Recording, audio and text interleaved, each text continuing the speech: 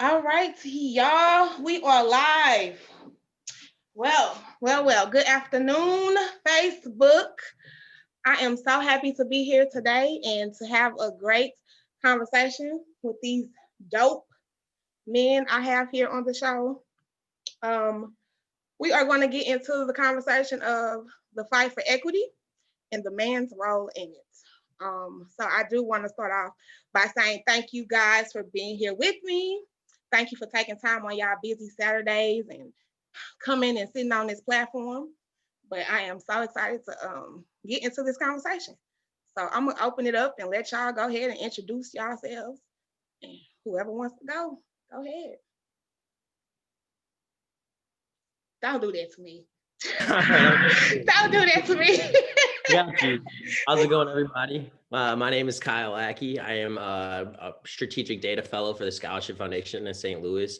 I'm also a project assistant for an addiction study grant at St. Louis Community College. So if you or anyone could is interested in getting an addiction study certificate for free dollars and free cents, you should really.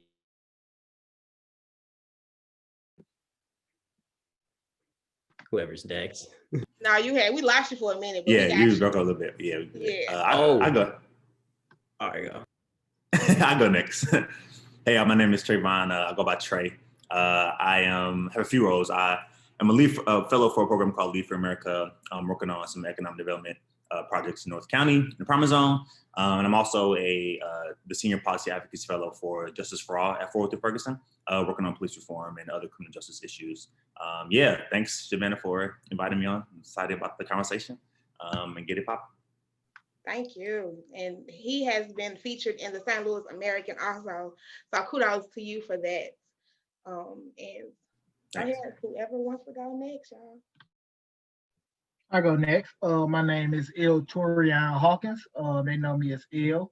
I previously served on a St. Louis vacancy advocacy committee. I served on SLACO as the chair of the St. Louis vacancy committee. And on the executive board.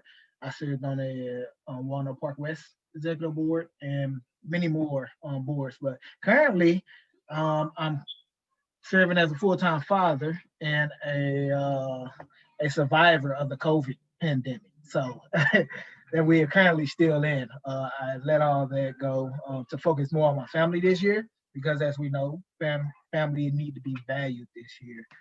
Yes. We lost so many in the previous year. So that's what I'm doing now, but I'm still involved, as you see. Wonderful. Yes, and kudos to you with that fatherhood. Yes, I need you in June also. Because yes, we're going to be talking about all of that. Go ahead and keep popping, Quentin. Hello, everyone. My name is Quentin Ward. I'm the executive director of the St. Louis Metro Market. Born and raised in Spanish Lake in North County, St. Louis, and had a chance to work with Savannah in our project groups in NLF. So shout out to Savannah for taking this vision to the next level, and I'm excited to be a part of it. And I would like to thank Quentin because Quentin got us our logo. So when I'm talking about community and the logo, he did the logo for the Hood Talk. So appreciate you. I appreciate all you guys. I did get to work with these guys in NLF, and when I met them, I was like, it was like a breath of fresh air. I was like, we got some dope men out here in St. Louis. Yay! But I'm so proud to be honored. I'm honored to be here with you all. And I'm glad again that you guys took the time to come on the show.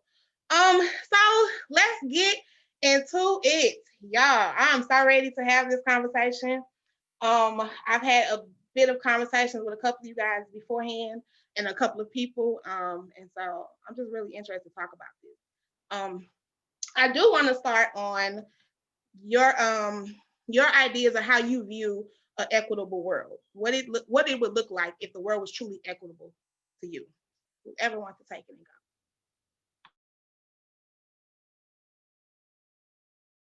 go.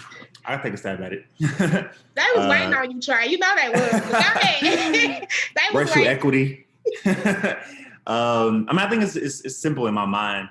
An equitable world is one in which no matter your skin color, no matter your any predispositions or characteristics about yourself, whether it be like your color, sexual orientation, anything else about you, gender identity, your outcomes are not based on those things. So that everybody has a fair shot at becoming Oprah mobile, getting whatever job they want and pursuing whatever they want in life.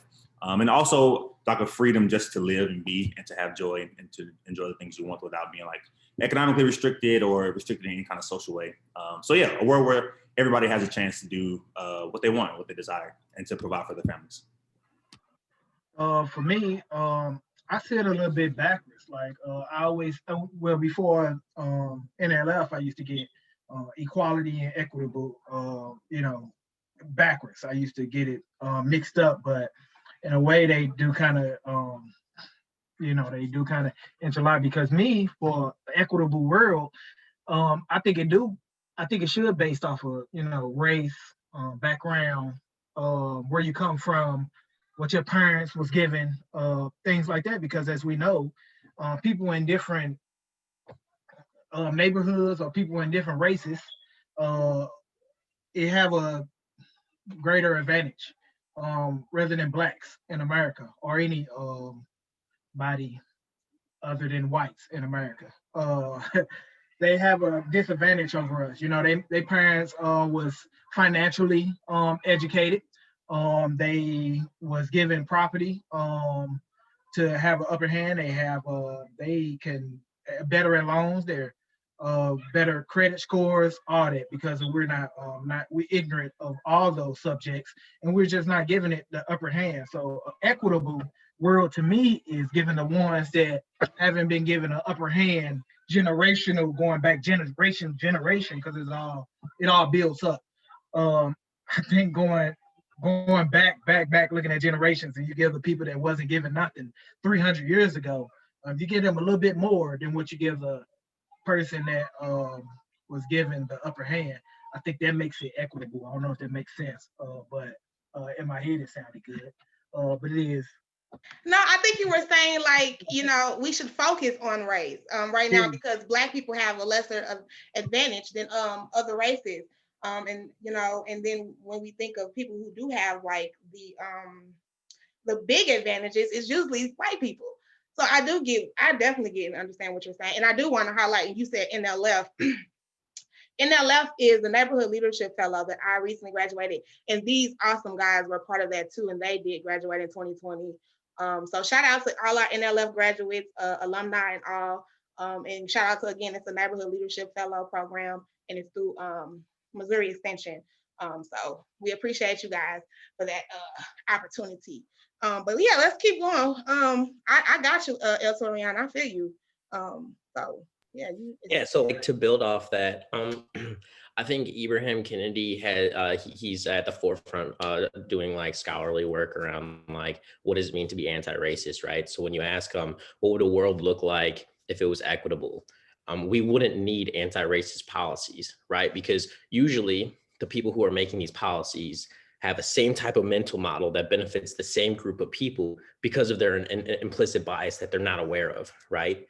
And so I believe if we truly lived in an equitable world, we wouldn't have to think about race. We wouldn't have to think about gender or sexual orientation, how these different social identities are leaving people at an historic disadvantage. And it's not off the individual, it's off the system as a whole, as a collective. So I believe, in order for us to achieve that, we have to prioritize these social identities and the role that they have played in preventing upward social mobility, right? So until we address the elephant in the room and create policies and procedures to truly manifest an equitable society, we got a lot of work to do.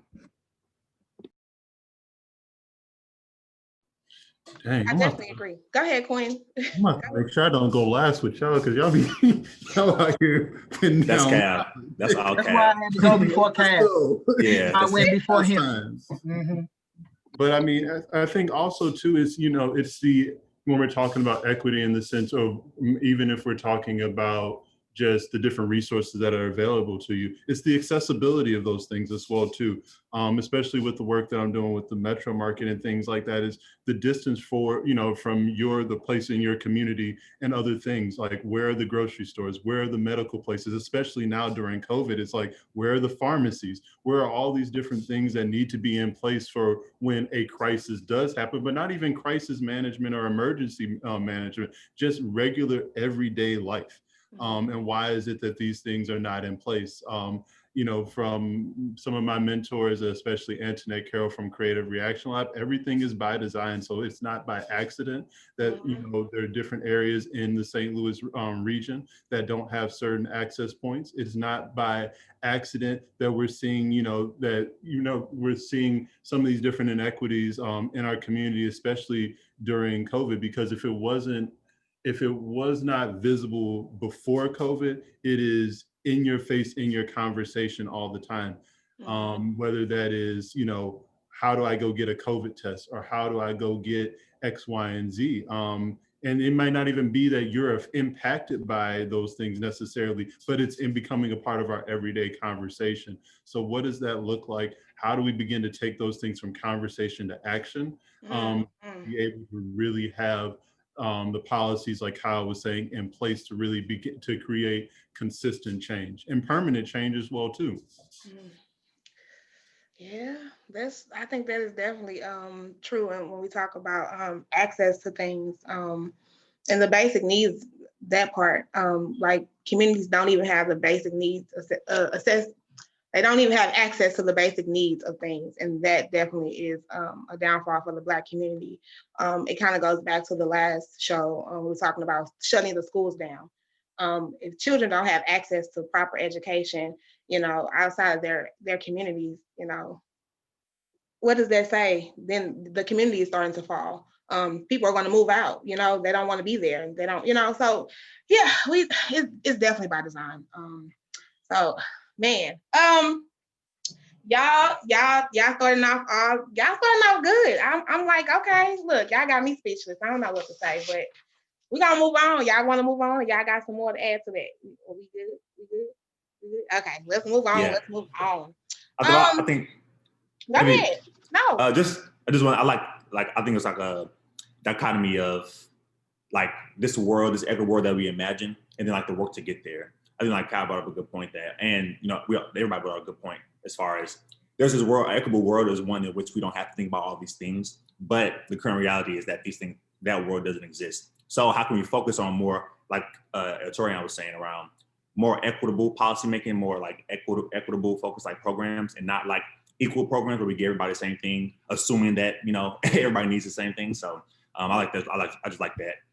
Thinking about the world that we want to be in and the work to get there is important. That is definitely. Can I propose a question? Like, what do you think is the greatest barriers or obstacles to creating, equitable policies and procedures? Like, what are the walls that we have to tear down so that we can reach that future that you're talking about? I think first of all, they got to acknowledge that it is a wall. I think that's the first thing. We seen that as an example at the Capitol wall when they was climbing like roaches. They allowed them to climb that wall like it was nothing. But we protest in our own neighborhoods and start off peacefully, and they come with the rubber bullets and tear gas. That's ignoring the fact that and people on TV acting like people see it now. Oh, now it's a big difference. Oh, but right. It's a big difference. It's been a big difference in the income bracket. It's been a big difference in the resources that we've been getting. It's been a big difference. And you can say whoever is they, but whoever you want to use as your they is who is anointed. And until we acknowledge that wall is there, we can't look for the tools to tear it down. We don't even know we need a brick pickaxe, because we don't know if it's a brick wall, we don't know if it's a slate wall, we don't know what tools to bring to it. So when we identify that wall, and the world identifies, the federal government, all the way up to the top, to the White House, and say, look, there's a wall here. Right. We need to, tear down this wall for these people. Not let's bring everybody to this wall and discuss how we tear down as a whole nation. because the issue is not against the whole nation. It's only against certain people in this nation. So And that's to important. your point, El Torian, I think there's like I agree. I guess I agree with it in most part, but I do think there is a level of power sharing that has to happen for policy to change. Because if we're talking about, you know, does where we are just even as individuals, who are we connected to that have power, and how do we make sure that there's a co-creation for new planning and new designs of policies? Just because it's at least from my understanding, is that I don't have the power, and I don't have political clout in that sense. So who are the people I need to be plugging into to say, this is the vision, this is what we need to be doing, people that will agree with me, and to be able to make those steps forward. So what's the power sharing method, and who are we co-creating to make that, to make those realities? Because it's also a reality too that, you know, a lot of the things that we may be talking about as well, just within the political system, you know, we are in a super red state. You know, so if there are more liberal policies that we want to be having in place, what are some of the things that need to be happening on a larger scale to make sure that those things are happening? So I think there is the part of that where it's hyper local, where it's like, we just got to get everybody in our neighborhoods on the same page, you know, and work from that place. But then what is the growth level that comes from that, going from your neighborhood to maybe even the county area, but then also the larger region, to really be able to say that we can start it here, then we can grow. And what's the growth level of that? Yeah, I was gonna say almost the exact same thing, Quentin, as far as like, we just need political willpower, honestly. Because I feel like a lot of the analysis and like identifying of the issues have been going on for like, you know, since like the Black Power movements, like in the 60s. Like, we understand the issues, but where like is there lacking like, you know, political willpower to actually implement the policies that people have been purporting for, you know, generations. And to your point, Quentin, around like, you know, reaching out to our networks, but also like, you know, with NLF and like other programs, how can we build ourselves up to be the people with the power? You know, how can, you know, we push our friends to run for office? How can we be people who run for office ourselves, to have that, be the people with that, the willpower to actually fight for those equitable policies across, you know, within our local, like Quentin saying, our local, regional, state, and federal. So. Yeah, but then also too, it's like, how do we change it? Because when we're talking about politics, we're talking about winners and losers. How do we shift it from politics and really begin to start talking about humanity? You know, the love for the next person next to you, or making sure that the person that has the least is being brought up. I mean, obviously, you know, that's going around the idea of equity, but where is that shift? And it's like, it's not the understanding of politics and the individual power that I have, but what is it that is being brought back to the communities that we are the faces of, and that people that we vote in that also are the faces of these places and these communities as well too. I was gonna say, that to me sounds like right with all you guys are saying, but too the accountability of the people we do put in place. Because I mean, I think we do have people that are in place, but they're not really doing the work, or they're not true to the seat and the positions that they're sitting in. So, you know, then again, it's like, okay, how do we get people, like you said, how do we motivate the community, the people that don't look like the average people to run, to get the confidence to go run, and how do we rally and support them? Because I think it is some dope people out here that can run for office, including my panel right here. But right, how do we get the people to rally around them and support them to get to those positions, so that we can have the people in power that can make these power moves? Because I think that's the issue with us for the most part. It's a lot more to that, but I think that is one of our issues, is that we don't have enough people in power who want to make the change. Especially, I'm gonna call it like Black people that's in power. They're not really pushing to really do things that we need done for the Black community. It's like we shy away from that when we talk about things that need to be done. Like, we have to be all inclusive. I mean, again, it's like you said, it's not happening to everybody. So sometimes we have to be able to step away and say, we are out here, Black people, and we need this. If you really want to help us, this is what we need. And and we have to hold our people accountable. That's my take on all it. And that's what I took from what the conversations that you guys are having. But this ain't about me, it's about y'all. Go ahead. Anybody want to follow up, or are we gonna? I kind of got an unfinished thought though. Oh, yeah. Something I've been like kind of thought question, I guess, to pose to the group.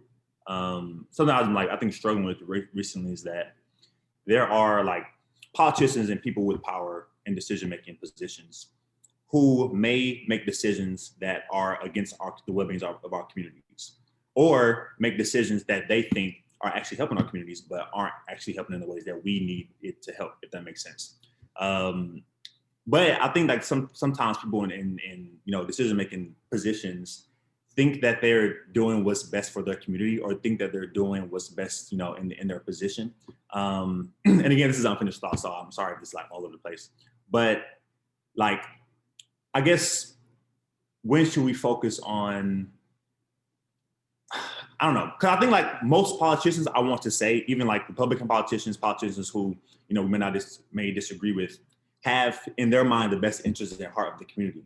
But we may disagree with that. So sometimes I think some people like say, oh, like they really don't care about the community, but in their heads they do, So I guess like, how do you, I don't know what I'm trying to ask, but like, what's that link behind like trying to push for policies that actually, benefit all the community and benefit those who need the most, but also acknowledging the fact that they think that they're doing the best for the community. I'm sorry if that's confusing. Well, let me hop in.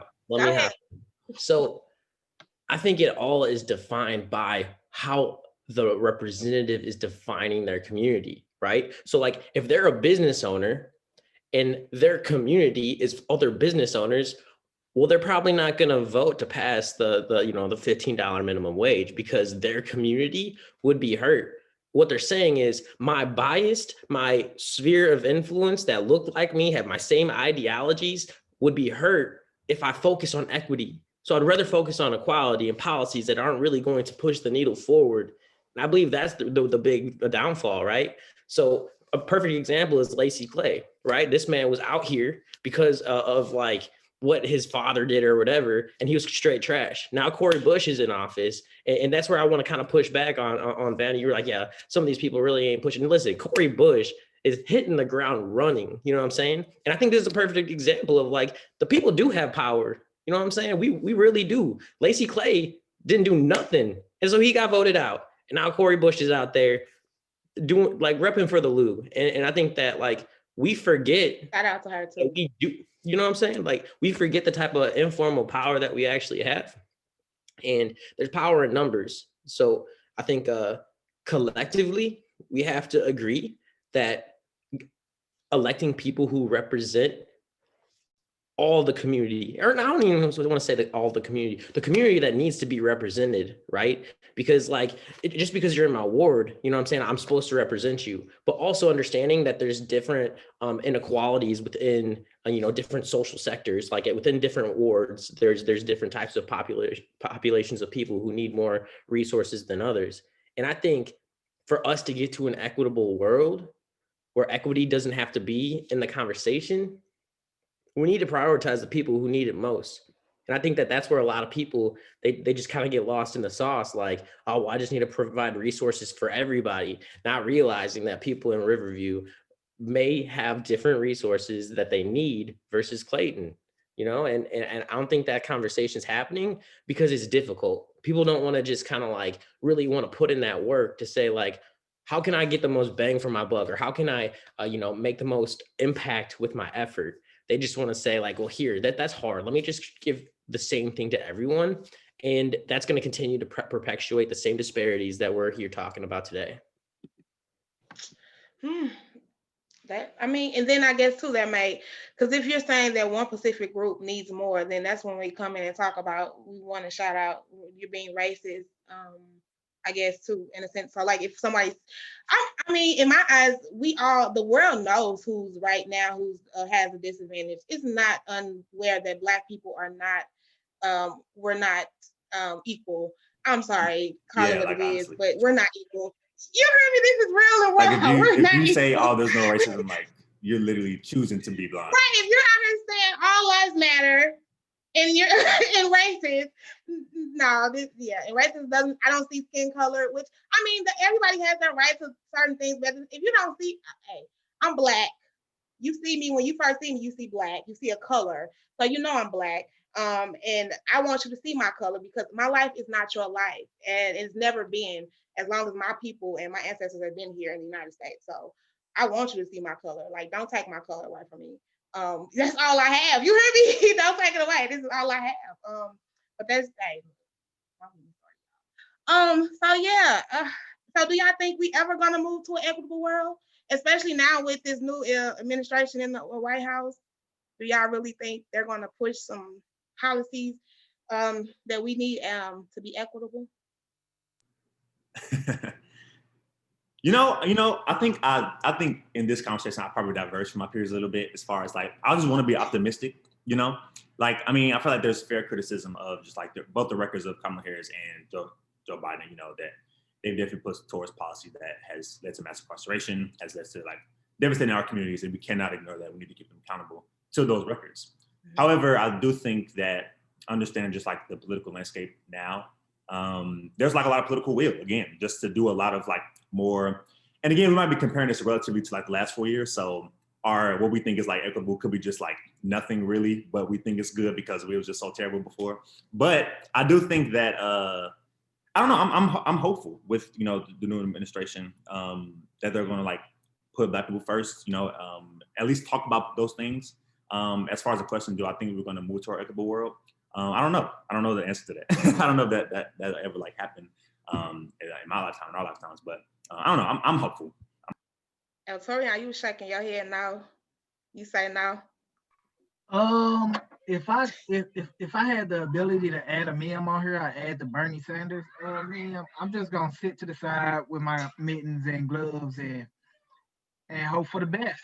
But yeah, I'm just gonna sit here. I don't see it. I don't see it in our generation. I say this. I don't see it in our generation. But I think the foundation is being laid. But it's gonna take generations because we just took some major steps back.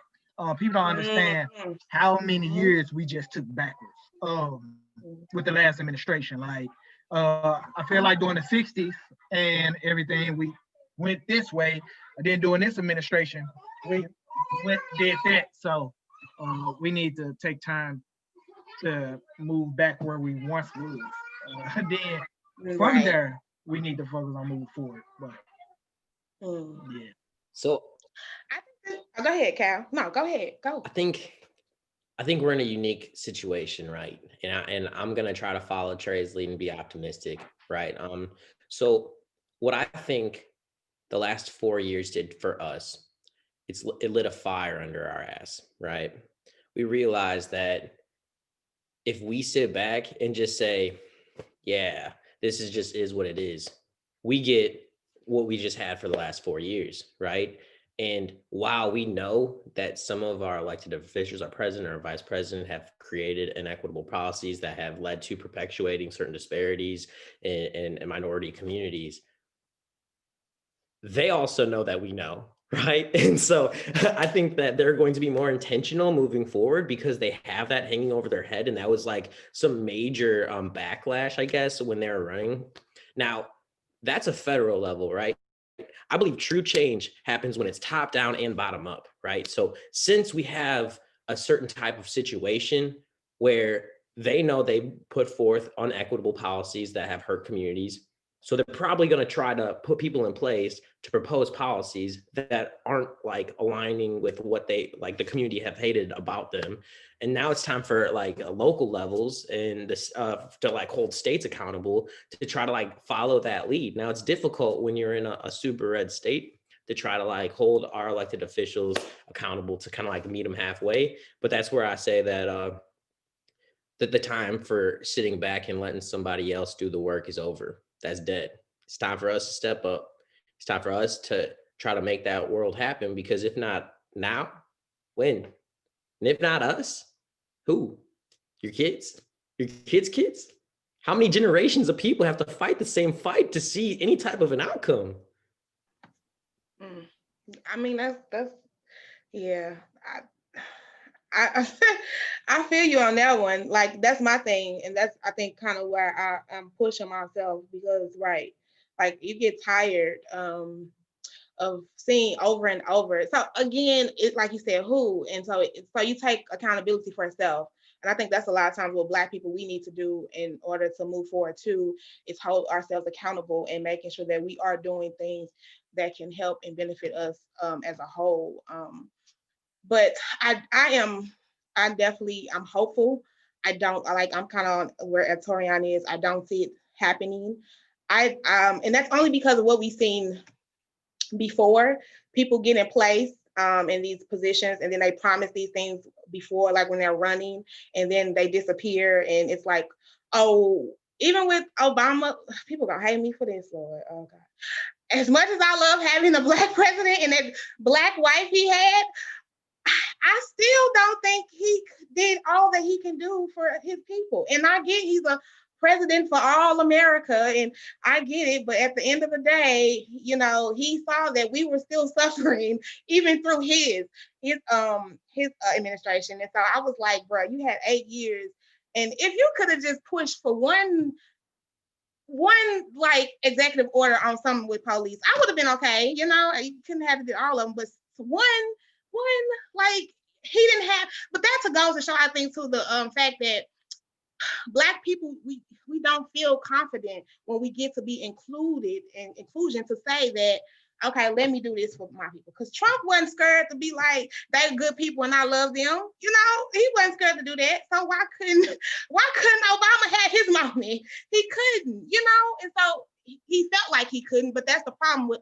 Black people. Y'all, look, I'm gonna ramble, but that's the problem, that we feel like we can't do that. And we should at some stake say, hey, Black folks, I got you. This is what Black people need. And especially if we get the power. I mean, I don't know. Maybe I'm wrong. Yeah, I don't feel like I'm wrong, but you know, y'all quiet on me. Y'all probably like, she tripping. She tripping. They coming for her. Nah. I mean, we got your back. We got your back. I'm already with you. It's just, yeah. I mean, all the time, like you, for instance, I'm sorry, but when the white folks went up there to that White House and they like, this my shit, this mine, we finna, this is y'all owe us, this is ours, this is our land. Like, they had their moment, and it was like that was our and they people, and this they shit. Like, why can't we? When we get a moment, if we ever get a moment, can we just? No. Look, I'm gonna shut up. Y'all go ahead. I'm sorry. I done got riled up. You can speak on it. A lot of people, I've heard that in the hood. This hood talks right. I've heard that a lot in the hood. He worked on a lot of policies, but a lot of people feel the same as you feel, that he didn't work on some of the policies that we was looking for and needed around this time in this global epidemic.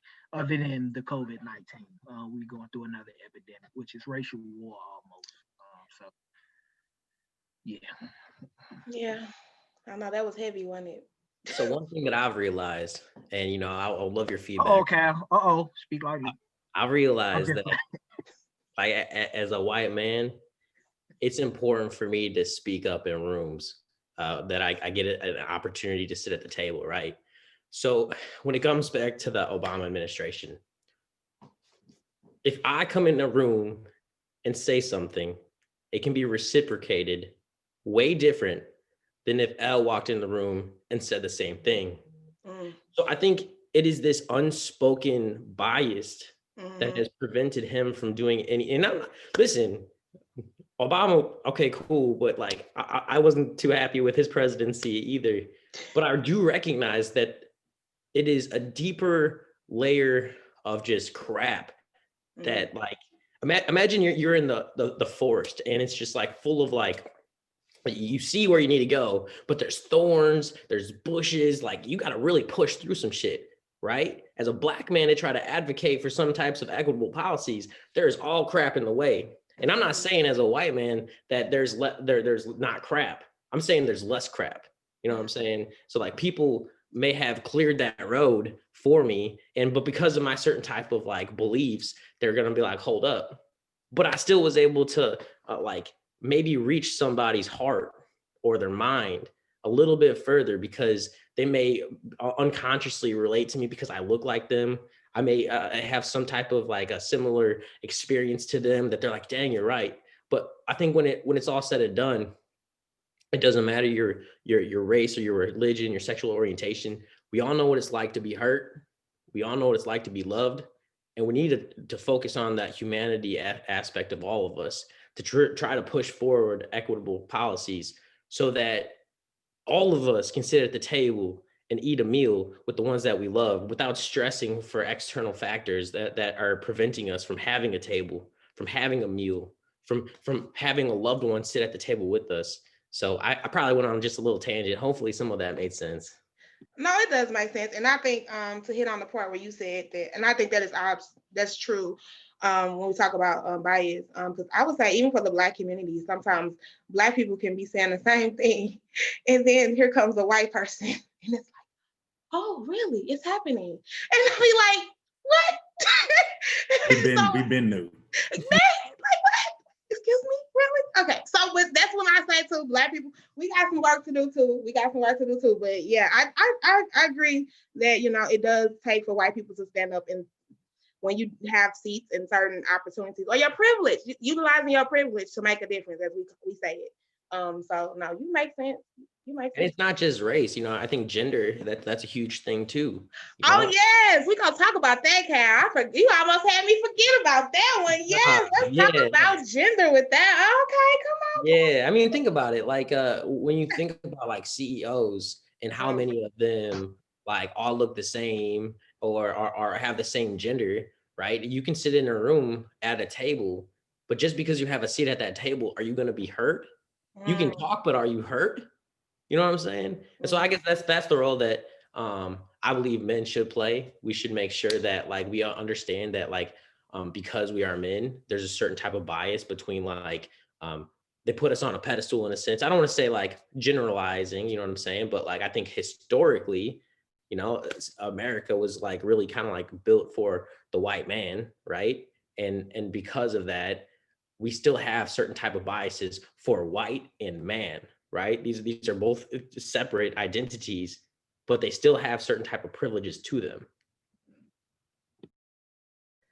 Yeah, okay. So to keep on this topic though, because I mean, me and Cal did have a quick conversation the other day, and I wanted to talk about like the power moves. Like we said, shout out to Cora Bush, but the power moves that Black women are making, like even in Georgia, Abrams and what she did in Georgia, kudos to her too, because when I say that lady was on the ground doing some work. When we talk about that, and I've had conversations with other men recently, and one thing that touched me was one guy was saying that it's going to take Black women to save us or save the world or whatever. And I'm thinking, I hear him, but at the same time, I'm thinking, I think it's going to take us collectively, not only just the Black woman, but also the Black man and of course, white people too. But I do want to get on, how do you guys feel about the Black women magic movement? And how do you guys feel that you fit into that? Like, how do you fit, if that makes sense? Like, is it taken away from Black men shine? Cal, you could shoot in on this. Is it taken away from Black men's, shine, or is it just we keep focusing on Black women and pushing them to the power positions, or how? Do y'all understand what I'm asking? Yeah. I feel like my quick 2 cents. I feel like this is like a super nuanced issue. Like it's just super complex, and I think it's probably more complex than what a lot of people want to just admit. One, I love Black women. Like Black women. I was raised by Black women. I'm always better when I talk to Black women. So I support Black women, Black Girl Magic, Black Power movement, everything. I will be there rooting y'all on all the time because y'all my peoples. I do think that if you look at past social justice movements in the Black community, it's kind of hard to admit, it's kind of hard to ignore that the people who have been put at the forefront of those movements are men. When the reality of the fact, if you look at deeper history, do further research, that a lot of the strategy around a lot of those movements, or a lot of the work that was done behind the scenes were done mostly by Black women. And a lot of Black women, didn't even get, their recognition, in those movements. And so I think that right now, I'm okay with this being Black women leading us into the new where we're trying to go. I don't think that absolves Black men from doing their part. And I agree with you as far as like, this should be a collective effort. But I think that it's important to acknowledge like a lot of the the misogynistic culture that can be the Black community. I mean, it's kind of, there's Black men are raised to be very hyper masculine. I mean, I'm speaking for myself, raised to view women a certain way, sexualize them, view them as like, subservient and that their ideas don't matter. That's the reality that we have to face. I talk to, some of the older men in my family. Sometimes I'm like, nah, I don't know about that. Let's like respect women. So yeah, but I also think that it's important to understand that like there are certain issues that do affect men, like just statistically speaking, at a higher rate than like, Black women, as far as like mass incarceration, and a lot of different issues. So I think it's important to understand the complexity of it, but I also think that it's important to understand that Black women have been marginalized within the Black community for a very long time, still do to this day, and don't get the recognition that they deserve. So that's my little 2 cents. But I'm gonna keep it local, right? This is a complex subject, and I ain't even gonna hold my tongue. I'm gonna keep it local, right? We don't show our Black women no love in St. Louis, right? Like Tashura Jones. I'm gonna throw that out there. Even when it came down to Cori Bush, the way Lacey Clay was trying to, bash her about where she came from and what was her history. And although Tashura Jones been doing great things, and and I'm going into the mayoral race and throwing some biases in there, but sometimes we gotta be a little biased, right? Because as we learned in our in LA, we gotta use people for their strengths and their weaknesses, right? And our Black men that's in leadership right now, like Louis Reed and Jeffrey Boyd, they bash into Tashura, right? And it's one thing to run a fair race and talk about your strengths and everything, but it's one thing to bash your own kind, and one thing to hit below the belt and do certain things. Like they took away Tashura money in the beginning of the pandemic, and then criticized her in the newspaper for having to lay off her people. But not one time in the newspaper they brought up the fact that they took away her money in the beginning of the pandemic. They're trying to make it seem like she misused her money, and she has turned around that they don't want to recognize that she has done the most tremendous things in the treasurer office in history. She should go down in the treasurer history books if they got one, but they're not gonna say that. And it takes our Black men, right, to tear her down. When a mayor ran against her, she didn't really bash Tashura. You know what I'm saying? She ran her on her own platform. It took Jeffrey, even when he ran against her, to be a treasurer. What you trying to do, bro? Like, you trying to be a treasurer? You trying to be a mayor? You trying to do this? It just seemed like you're trying to turn down her image. And I think we play important roles in bringing our Black women up when we got power. When we got power is because people gonna take after that, and this stuff is recorded, it's all digitalized, and our kids gonna look at that and be like, they're gonna do the same thing because they do what they see.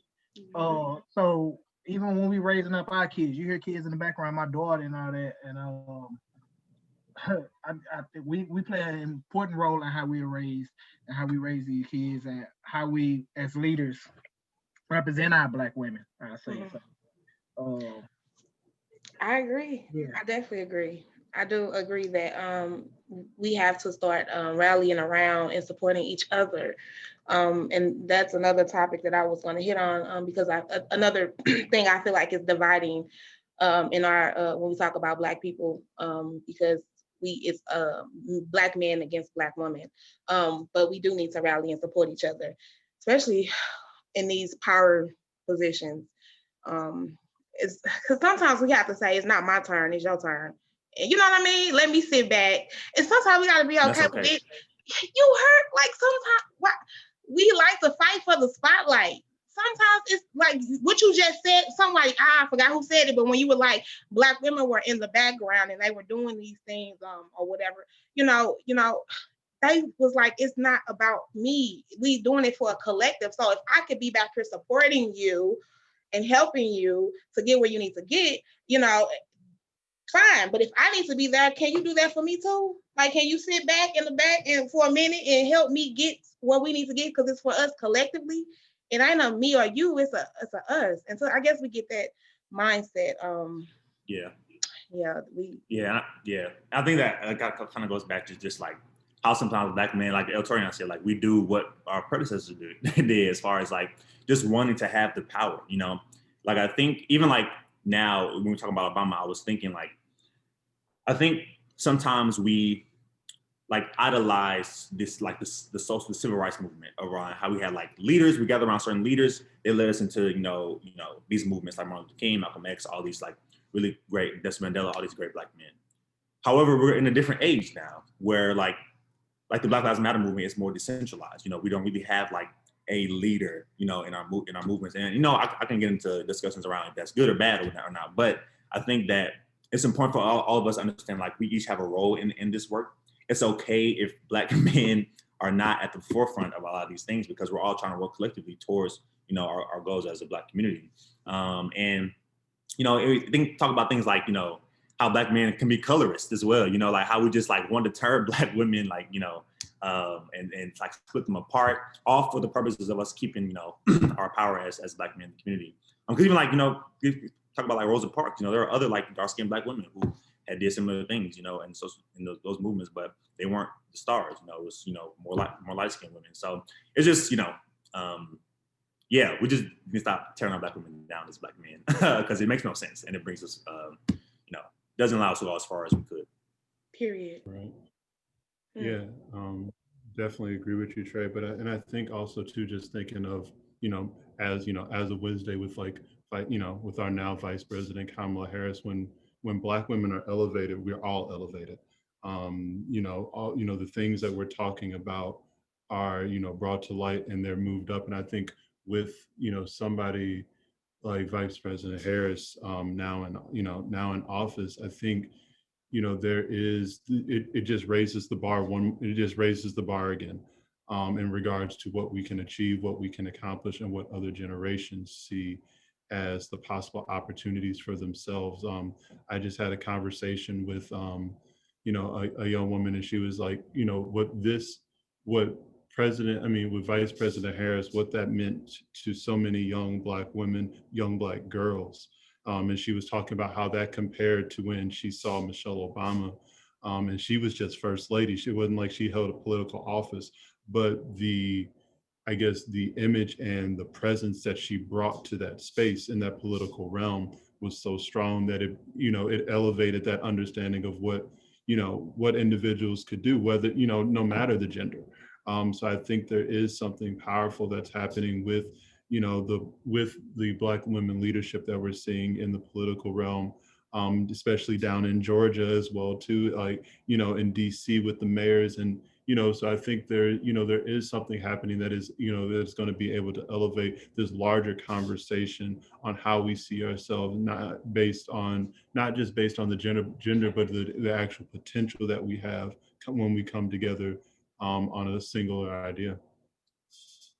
And so I also think that like a major barrier that I believe is leaving the Lewis Reeds to go against his own people is like, again, like, who is he defining as his community? Because in America, we're an individualistic society. We value our own house, we value our own car, we have to have our own things, but that's just us. Other places in the world are very collectivist, you know, like they'll have generations of family in the one house because they're like, why?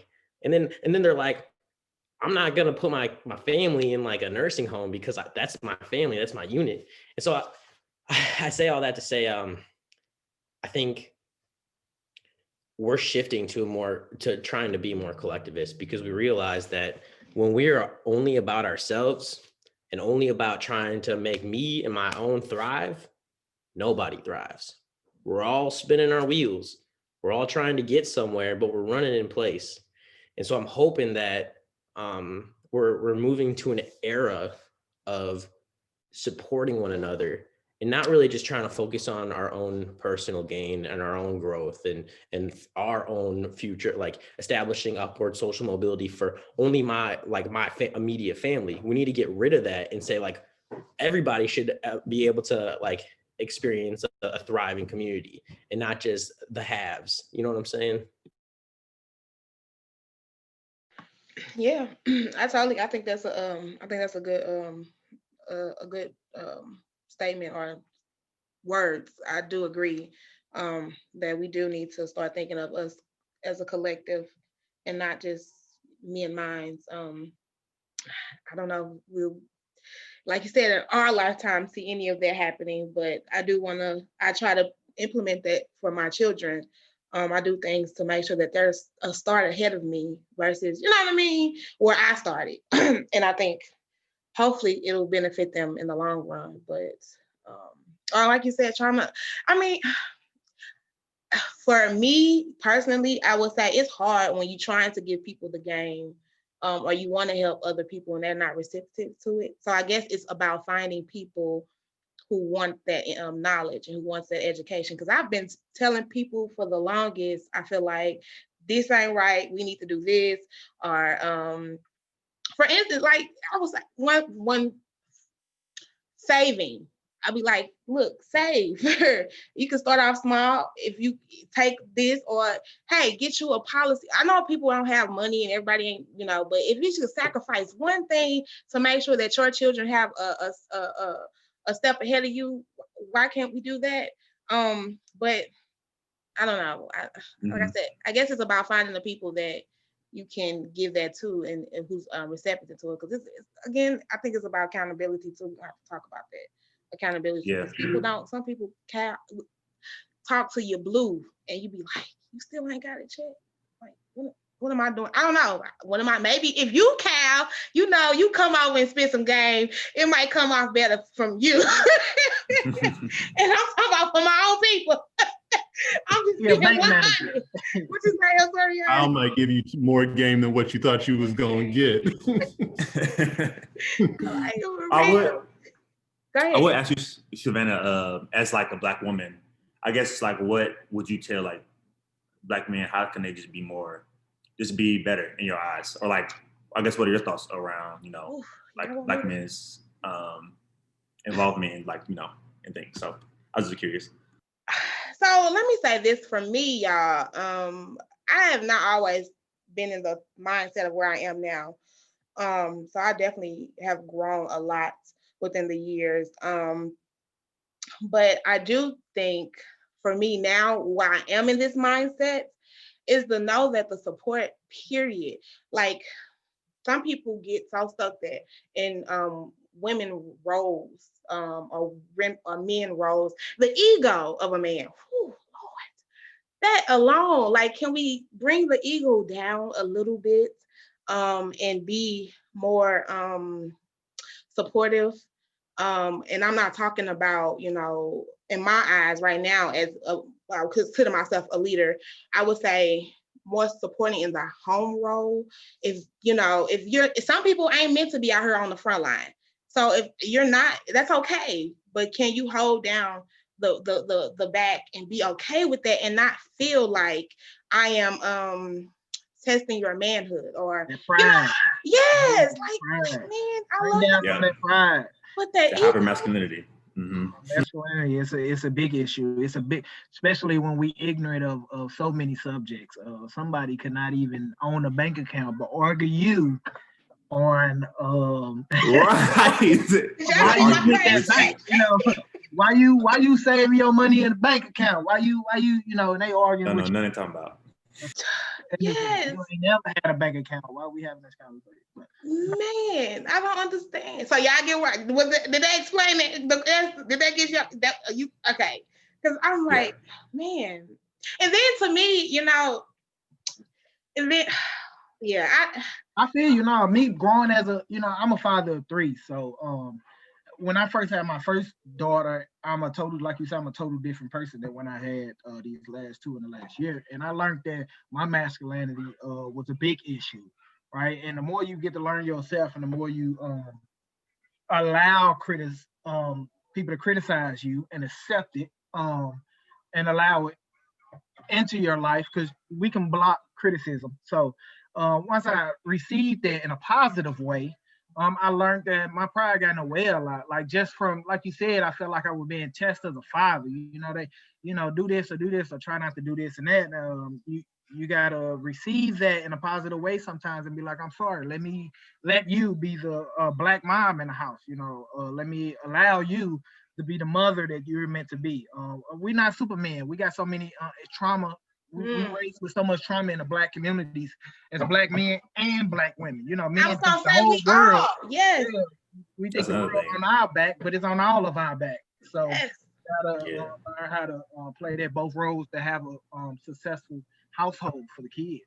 yes, yes. Black men get therapy and take care of yourself. Mental health. Black men mental health. That's a And huge black issue. men in mental health, I'm a very I highly am supportive and advocate for black men because I do know what you guys deal with on a daily basis. And I've dated nothing but black men. So of course, I know I'm behind the scenes, I see it, and even having conversations with black men, and hearing like I hear most of the black men that I've heard talk or we've had conversations, they say they've been to jail.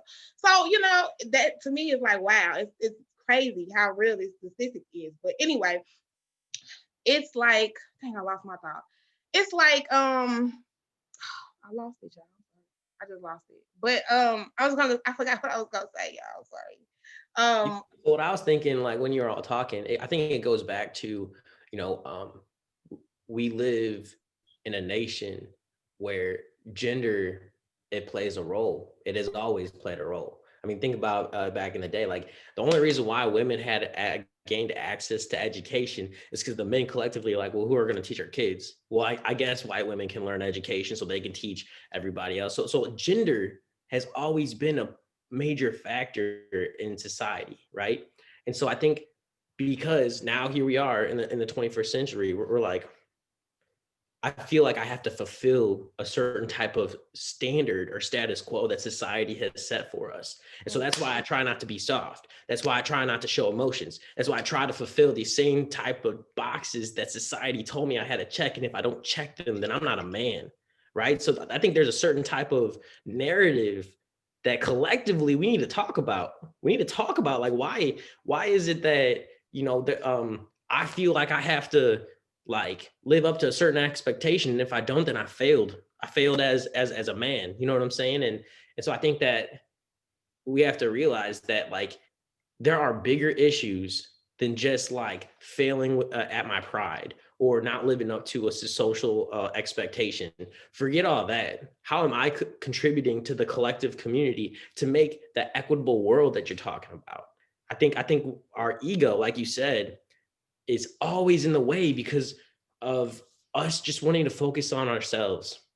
And that's it. I think it's way deeper than just saying like, hey, we just need to, like just get over this stuff because it is ingrained into our DNA to act a certain type of way. And so like how do you change that norm without changing the mental model of society as a whole, right? Yeah. Yeah. I was gonna say, I got it back was that I think when we talk about the struggles of black men, black men sometimes don't notice that black women have also struggled too, and they've always been right there with them. You know what I mean? It's like I went to jail, but who's at home with the children while you're at jail holding it down? So while you at jail, she in jail too. She don't have you. So we have to think about that. Like it's not just you alone. You weren't alone. She in that daycare prison. Like you was in a cell and you were by yourself, but she was mentally and physically and emotionally struggling at home and trying to think about you being where you are.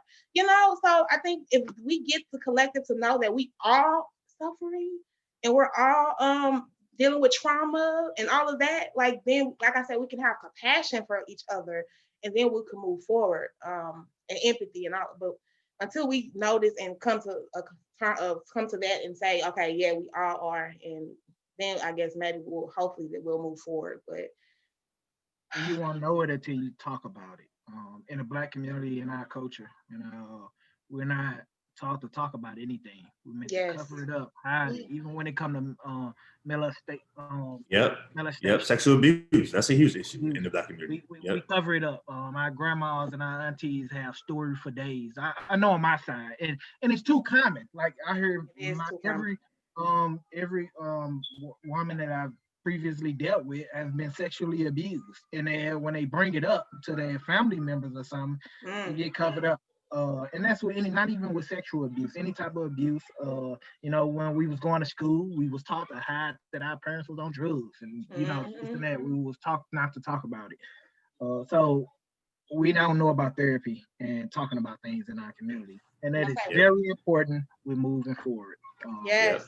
Yep. And then understand that usually the men are the ones who cause that harm, like in the family, like shout out to my mom, Dee Marie. She, has her own nonprofit. It's called Moving Forward Ministries, to help survivors of sexual abuse. And even her story, like she held her secret in for like 30 years, before she even came out and said like, yeah, I was sexually abused by, family members. So it's just like, I agree with you, El Torian, and like, it's okay for us to talk about those things as men to lead that healing, in our families and in our communities. So.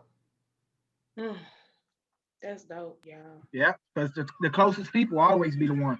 But like you said, it takes us to ask, and that shows a sense of compassion and empathy. Every girl wouldn't have never said nothing about it unless I asked. Because sometimes it changes the way they deal with you. Yes. Right? It changes the way they deal with their kids. It changes. Yes. So if that's the mother of your child, you have to know what her mental I say capacity, because sometimes the capacity can be overfilled and then they snap. That's what causes them to snap.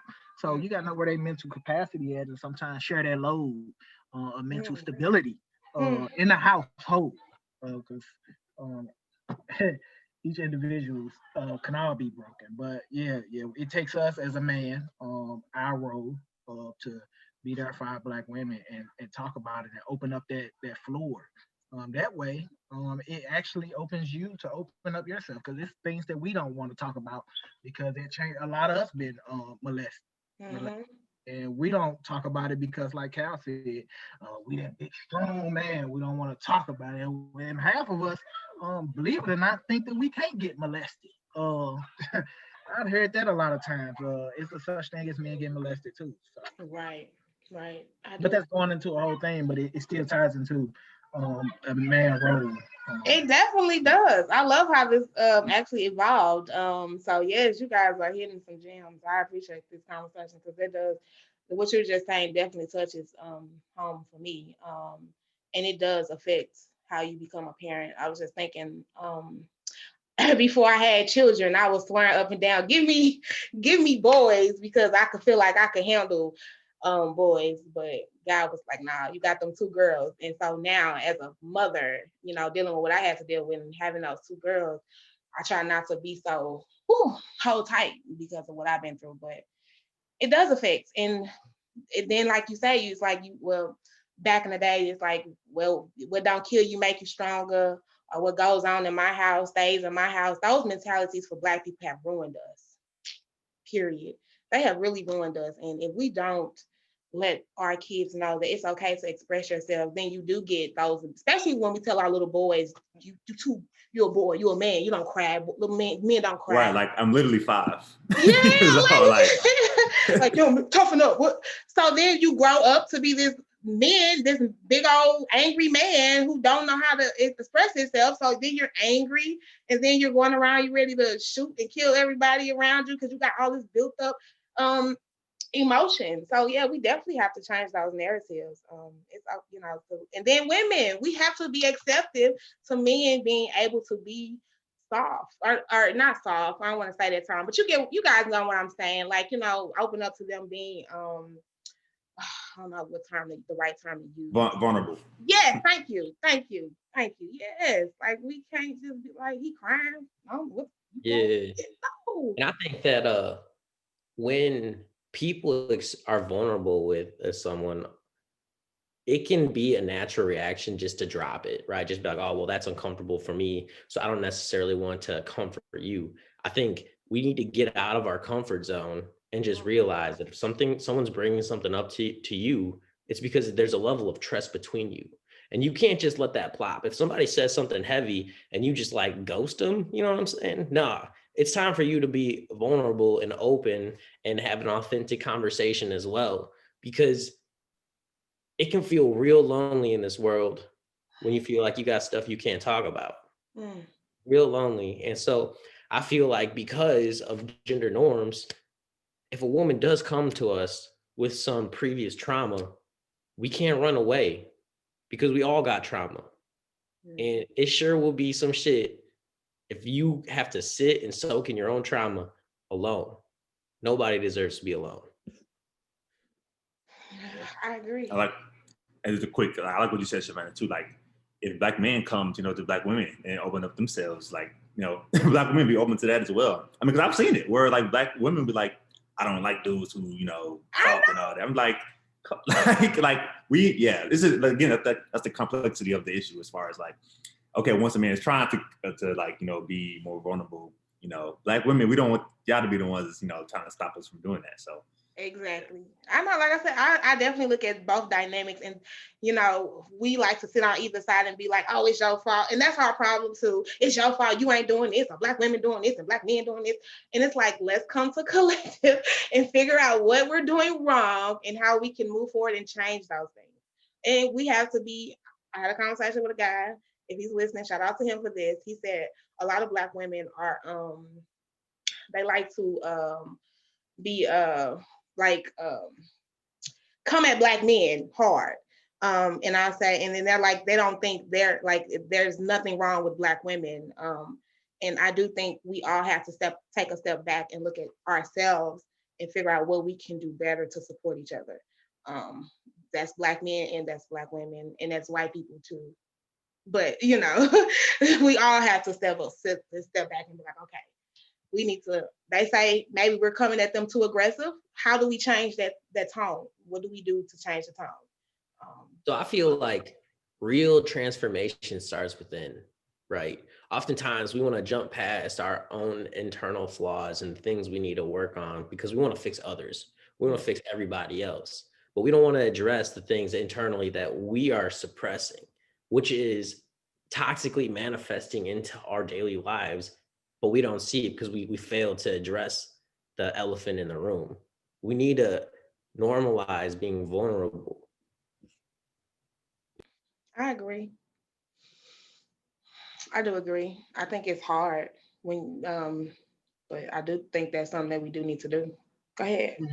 No, it's hard. No, it's hard, and that's something we don't have experience with because it's generational. So, yeah, therapy. That's all I can say. We need some external. I know we don't like people in our business and all that, but we need some external help on that. And when you say external.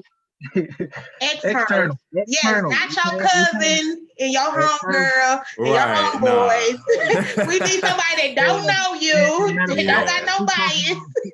And since we're talking about policies and all that, and making it equitable, right? We need to make that be included in some of our Black community health policies, right? Because therapy is not free. No, it's not. We don't have no money. Okay.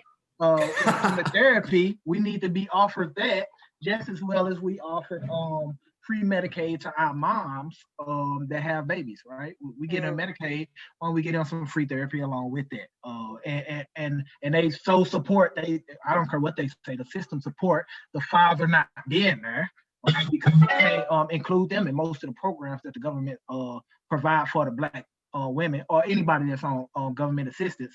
We need to give it to the mom and the dad and kind of make it mandatory. I was gonna say the mom and the dad. Mm-hmm. But y'all both need to come to this therapy in order to see what's going on with your new bundle of life in this world. So and then policy need to be written in that too. So yeah, it goes deep. Shout out to Flourish. Yeah, I like what you're saying there, Otoran, just because it's like, how do you prioritize? I mean, the larger conversation of how do you prioritize self-care? How do you prioritize the maintaining of yourself? Because if you're not readily available, how can you do all these other things? How can you be there to emotionally support, whether it's a relationship, friends or families, or even a community? You can't drive a community forward if you're not readily available yourself, if you can't check in and know exactly how you're feeling on that given day, because there might be a day where it's like, hey, I can't lead, X meeting, or I can't lead trying to put this program together. you know, and making sure that the people in the support system that is around you knows exactly, like you're able to, you know, sometimes it's not always going into, you know, a deep detail on how you're feeling, but just letting them know the baseline of like, I'm not available today because I have to go take care of myself. And I think that's something like I'm even working on right now. It's like, yo, I need to go, like, I need to make, like, even for myself personally, is like, I need to go and seeing a chiropractor, like a regular thing, not like a thing of like, oh, when my back starts to hurt.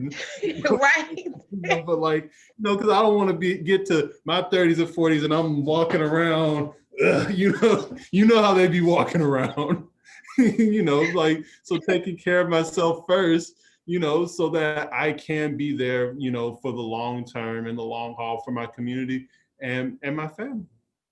And I would say making that accessible too, though, because I'm thinking as a mother, so you know, as a full-time mom, you know, it's just not that easy sometimes. You don't have people to sometimes take on your children, you know, for you to go and do things like that. And they don't make it easy, you know, with kids, especially if you have more than one. You can't just bring your kids to the appointment and sit them over in the corner and get your, you know, chiropractic on or whatever. But so making it easy, adding resources, and not only to mothers, but like El Torian, he's a father, a full-time father. So making it accessible for people to have access to proper childcare for other things outside of working 8 hours a day.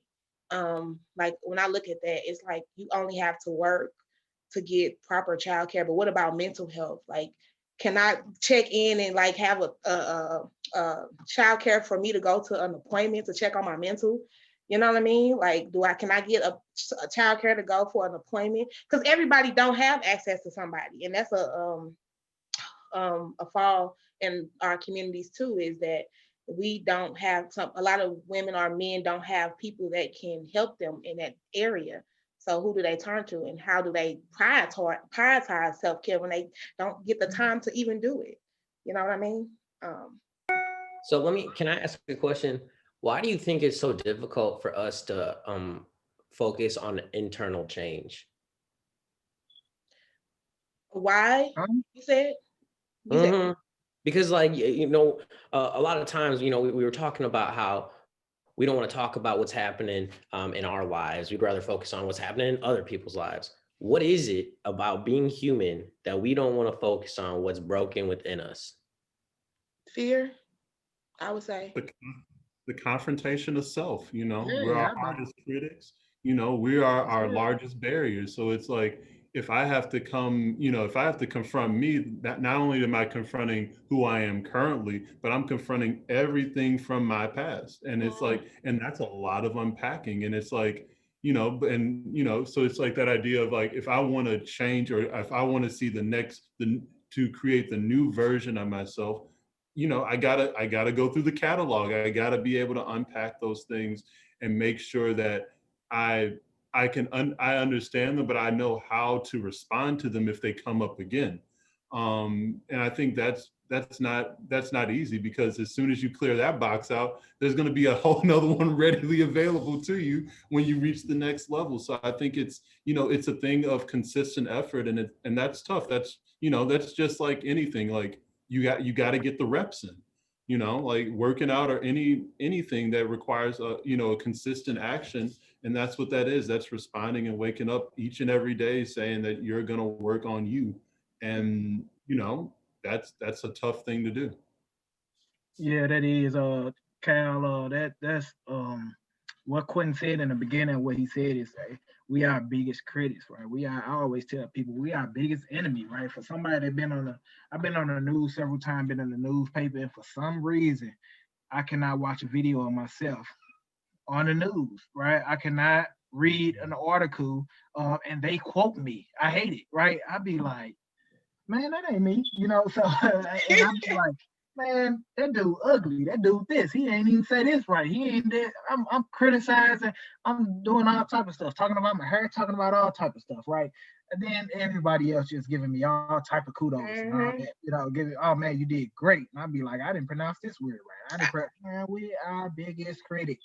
right? I'm right there with you, Soriano, on that one. See, I think that's a little bit good and it's a little bit bad because we pushing ourselves to be better. We know we can do better. We only know ourselves the way we know us, right? So we know we can do better.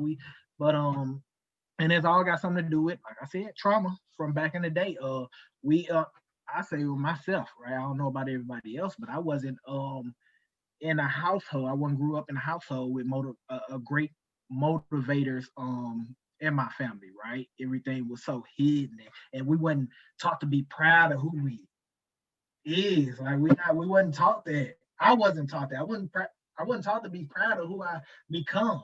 You know, flaws and all. I wasn't taught that. It was look at that. That's so good. That's so good. That's so good. But when do we look at ourselves and when do we look at our kids and say, no, you're good. No, that's good. No, we're doing good. That's just not. I think that's instilled in us generational. Yeah. Also to your point, Kyle, I also think like sometimes we want to think that harm is always done to us and we're never the ones that dishes out harm, you know, and that we don't like to feel guilty about any harm that we've done. I mean, because like I think I'll be honest, looking at our past, maybe comments we made or like the way we talk to people or like maybe shady things we've done that nobody knows about, you know, that and we don't want to deal with that. We don't want to deal with like, oh, I think sometimes we see ourselves like in our lives as the main character and like we have all these adversities and never as somebody else's enemy, never as somebody else's adversity, you know. Like our conversation around like you know the sexual abuse or like all things that happen in Black families or just the families in general, in that like, you know, people, we can't work on ourselves internally because sometimes what if you're the one who caused all that harm, you know? So yeah, I think it's just like we don't want to feel guilty for what we think other people are doing bad when we are the ones. Oftentimes, you know, we're the ones that other people are talking about, like, oh, who did this to me? We could be that person that they're talking about, you know? So how do we deal with all of that, you know, and not just like the harm that has been done to us? So I think that's like, I think people who have troubles with internally, like they don't want to feel guilty for things they've done. And I think Quentin hit it on the head, right? One, we have to acknowledge. When you're all talking, I think about like just a cluttered house. Every room, picture your house, and every room in your house is just cluttered. The only way for it to be cleared out is intentionally working at it every single day, you know. And I think that we all know that we feel so much more relieved with a clean house, you know, but it's effort. It's going to take effort. And in order for us to clean house internally, we have to be intentional that it needs to be a priority. Otherwise, you're going to be that person who's a hoarder and has a path through their house and like a chair with like crap moved aside, like, hey, you can have a seat. And you're like, no, I'm good. I'm straight. You know what I'm saying? Because we don't really want to internalize the things that we have done, right? Because as we're cleaning these rooms, we're gonna open up a box like, holy shit, let me close that again. I forgot about that, you know. But you can't. If you gotta open that box and either give it to Goodwill, put it in the basement, or do something with it because it's gotta move, and it's not gonna move by itself. We gotta be the ones picking up that box. You know what I'm saying? And sometimes them boxes is heavy. Basically, what Kyle said is he's starting his own U-Haul company, y'all. He clearing out boxes. he started his own house cleaning company. That's what he did this whole show. No, I'm trying to tell you that I need to start a house cleaning company because my house is cluttered, and you know it's gonna be about $50 a room. Somebody house rooms are so cluttered. You're gonna need probably like $500 a room. Come on now. He said $500 a room. Somebody frustrated. Somebody house cluttered. Somebody. I ain't pointing to nobody's screen, but somebody house cluttered. Y'all so silly. Man, yeah, that was a lot. And that was real talk though, man. That hit home for me. Look, I felt like y'all was talking to me for a minute. But yeah, because now I definitely, like I always say, I'm not perfect and I'm definitely trying to do the work to be better. But I'm with El Torian too. A lot of my stuff in my experience, I wasn't taught to think that I was important or that my, voice mattered or that, like you said, that looked good over there. That's that. So it wasn't ever that you or you. And so I try to make that a point to tell my kids that, like, I be, you so cute, because that matters. Like it does. You might not think, because I be thinking the same thing. Like I'm on this screen looking a hot mess, or I don't sound a certain way. That was my whole thing, even before starting the Hood Talks. Like I was like, that was my first thing. I was like, I don't like the way I sound. So how am I gonna do this? And I don't like being on video. I don't look a certain way. So pushing through those things and therapy, along with NLF and how that motivated me was what pushed me to keep going and doing these podcasts. And people like y'all, because y'all got some dope perspectives. And we, like I said, it's gonna start with having the conversations, but we also need to do the work. And y'all doing some work. So I definitely appreciate you guys. But it is almost time for us to get up out of here. I do want to give you guys the opportunity, if you want to give out your info where people can reach out to you. Like I know Quinn, you do the Metro Bus. So if people want to know more about the Metro Bus, how you can go ahead and plug in your podcast. Quinn has a podcast also called Speak Up St. Louis. So please shout that out. We would love for people to tune into that great podcast. And all y'all doing some great stuff. So if you want to plug yourselves, go ahead, take this opportunity and do that, and how people can rally around and support you all. For sure. I'll just go ahead and make a quick thank you for the intro / plug, Savannah.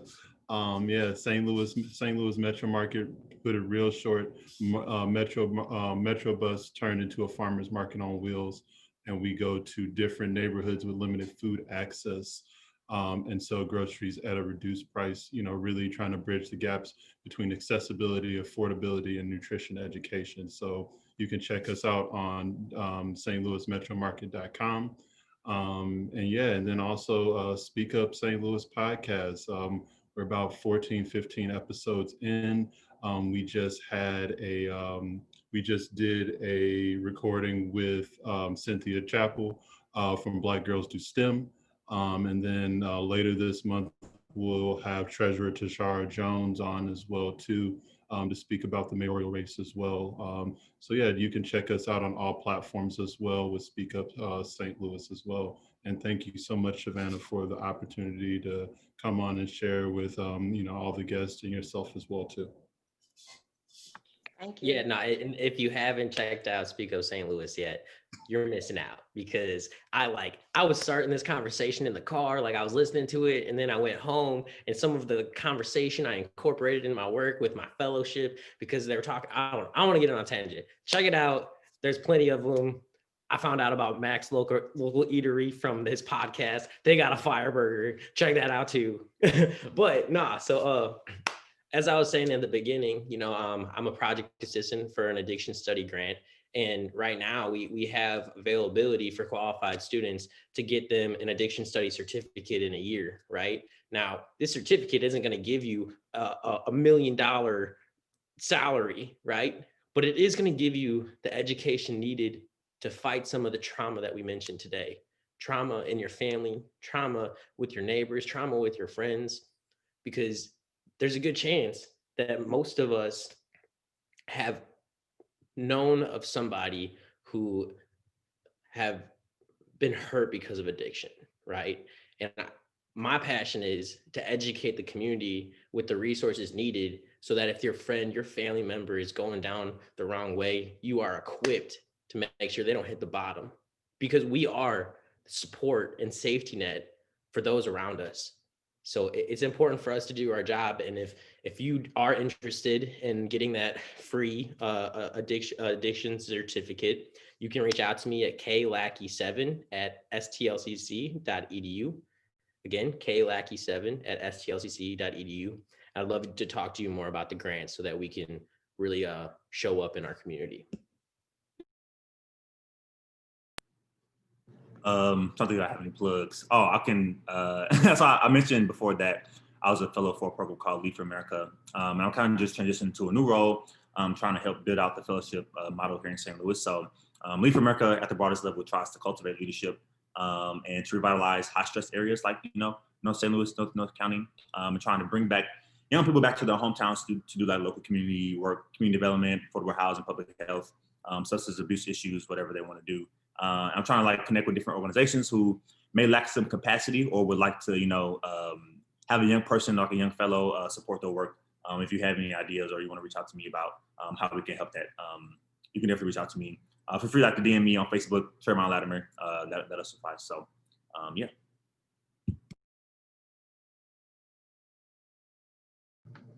That's all right. You ain't gonna say nothing.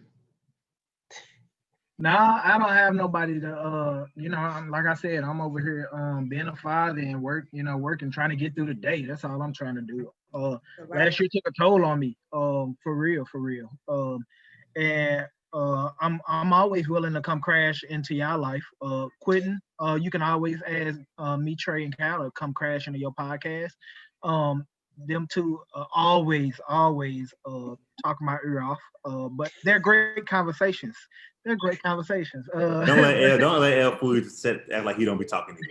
Hey, you got the best metaphors. You know what? I'm after a couple Best of years, metaphors. but all the pools been shut down, so they the talkers for now. But nah, I'm just I'm representing the average black father in the hood right now. So represent Walnut Park and going strong, north side of St. Louis. Always in forever. And that's it. And I appreciate that, because not like that is another reason I wanted this platform, because we need those people to be able to feel like they can come and sit down and have these conversations also. So hey, don't take from that. That is a job, and kudos to you. So no, you just as important as everybody else on this screen. I keep telling myself I retired out of that life, though. I keep telling myself that God not allowing me to. I keep saying I'm not doing that community stuff no more. It'll be low key, but he be doing it. He be putting in work. Do not let him fool He you. trying to chill. Work, you know what I'm saying? He be out here. The hood. We need him. We need him. For real. We need all y'all. We need all y'all. And we need one thing, and I'm gonna let y'all go. How can we motivate others? Like, what can the community, me as an individual, anybody that's watching, how can you guys, in your mindset or in your own opinions, motivate other men to be open and be wanting to do this work in the community?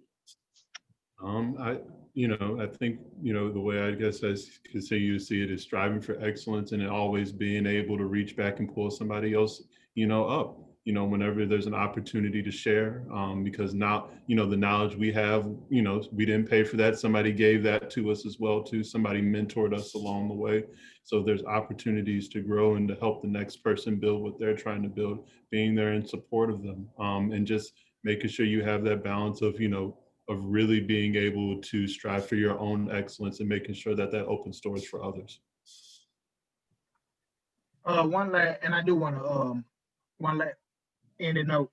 Savannah, early in the thing, I know I introduced myself as that, but you had said full-time father. I almost got beat by my child's mother for that once, for saying that. If I don't want to say it's not a full-time or half-time if you're a father, right? Let's just get that understood. And I'm not a full-time father because she's not dead or gone. I don't have her at full. I don't always have my kids. You're an active father. You're an active father. That's the first thing. Yes. I apologize to her. I'm sorry. I'm so sorry. I already have a gap, so I don't need no missing teeth. So I'm sorry. You're right, honey, because I would have been mad too. I would have like, excuse me. Right, and it's on Facebook because you know how it happened. It was on Facebook Live, and you said, "You heard what Elle said?" He said, "What?" Real and raw. He was being real and raw. And another thing is, I just signed in the Facebook Live, and somebody asked me, "What is PEP?" I guess I didn't say what I do as a job. PEP being PepsiCo, right? So I actually do have a job. I'm just not at home all day. I work for PepsiCo, and it's called Food for Good. I work in the warehouse with Quentin. He's aware, right, with Metro Market. And we pass out meals. It's called Food for Good, PepsiCo, Food for Good by PepsiCo. And we under PepsiCo Foundation. We actually pass out free meals to the kids in St. Louis area. So if you ever got a meal from any of the St. Louis County libraries or any other recreation centers, most of our meals be on the back of the trucks. When they say free meals, I am the person that source that food out, pack it, employ the warehouse workers. We put it all together and pass it out into the community in partnership with Operation Food Service. So that is what PEP means behind my name right here. Gotcha. Also, it's a whole bunch of comments on this podcast, so I'm excited just to look through them. And I was gonna say, I'm glad you said, because I was gonna say, shout out to Facebook in the comments. I ain't got there yet, y'all. Y'all know I'm new to this. I am not new to this. I am new to this. So when I get done, and if you guys can do the same when you get done, if you see comments people made that talked about, ask questions, please answer them. I will be doing the same. Cool. Y'all gotta give me grace, Black folks. Actually, that's it. So to your point around what you want to tell people how to motivate each other, my favorite word, like throughout 2020, has been grace. Like, not only is that important, like as far as like my faith, but also like we need to be just more gracious to people. Like, one, we need to be willing to be uncomfortable, and we also need to understand that everybody's human. We all make mistakes. We all trying to figure whatever this is out, you know. So just like give people grace. Be willing to be uncomfortable. You know, if things make you uncomfortable, you know, it's okay. Just lean into that uncomfortability, and then just give people grace. You know, if somebody slights you, somebody make you mad or something, sometimes it's just best to forgive and just to like let go, move on. Communicate. Don't let this stuff build up, but you know, just give people grace. Just be more gracious to people. Yes, I definitely am big on that. 2021, grace and empathy. So I am going to say again, thank you all for tuning in to the Hood Talks podcast. Thank you guys for being here. I appreciate it. The next show will not be live, but it will be dropping on the 31st. That is the Hood Talks presents OMG, That Birth. And that's me talking about my birthing experience with my two babies. And how a doula was impactful for me in having a all natural birth, and as being a plus size woman, what I have to advocate for. And then y'all know our next live show, excuse me, is the Hood Talks present Black Love. I am so excited for this. We have two awesome licensed professional therapists who will be taking questions. So it'll be Q&A style. So you guys come prepared, bring y'all questions. They will be answering as much as they can from a personal and a professional aspect. So tune in for that. And if you have any comments or you need any need to get in contact with me about the show, it's thehoodtalks@gmail.com. That's DA Hood Talks with the S @gmail.com. And we're gonna go ahead and get out of here. Again, thank you all. We're out.